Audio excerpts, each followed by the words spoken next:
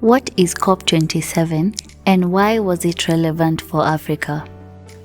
COP27 was held in Sharm el-Sheikh, Egypt, in November 2022. It was dubbed the African COP, not only because it took place on African soil, once again since 2016, but also because it provided an opportunity for the continent to highlight its unique needs and circumstances. What would you say were some of the major outcomes of COP27? COP27 closed with significant breakthroughs for the African continent. The establishment of the Loss and Damage Fund was the highlight, and it was COP27's historic decision to establish and operationalize a fund for responding to loss and damage associated with the adverse effects of climate change. The establishment of the fund was significant as it comes almost 30 years after calls from vulnerable countries and also sets a precedence for climate justice. The fund is meant to alleviate the effect of climate change on vulnerable countries, which, despite contributing far fewer of the greenhouse gas emissions that cause climate change, are often the hardest hit by climate disasters.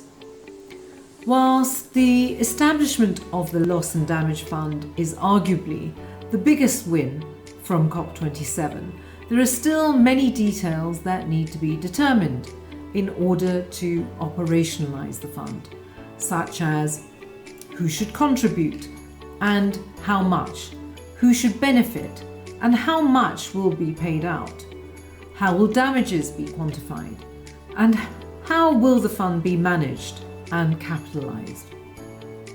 Finance is at the center of combating climate change. Actions such as mitigation, adaptation, climate technology all require sufficient funds in order for countries to realize the full benefits of such action. Given the central role that finance plays in the fight against climate change, climate finance took center stage in negotiations of the COP27. The aim of the discussions was to align the broader finance flows towards low emissions and climate resilient development.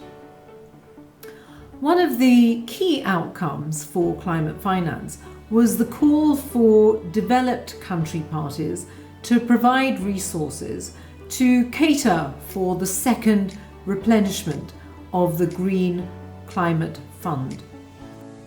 What are the key takeaways for Africa from COP27 and what are the implications of these takeaways for Africa's future?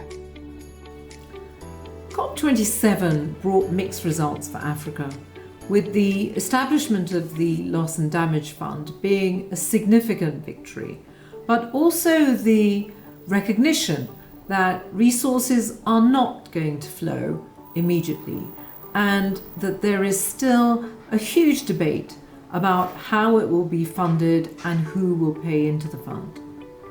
The immediate need for resources to address the reality of the climate crisis for the most vulnerable countries was emphasized.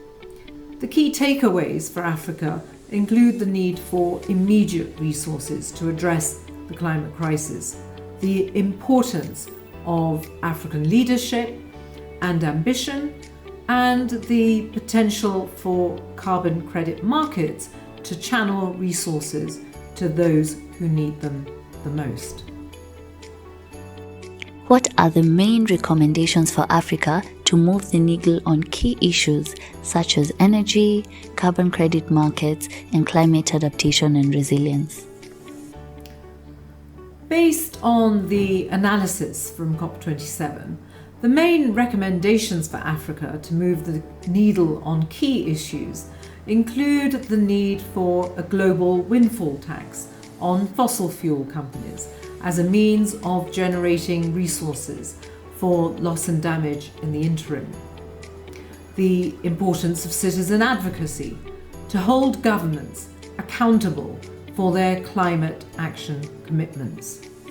The need for energy transformation to support Africa's economic development, and the potential for carbon credit markets to raise finance whilst also investing in real projects that benefit people. In addition, the importance of investing in sustainable and resilient energy pathways and investing in climate adaptation and resilience at the regional and national levels was highlighted. Thank you very much.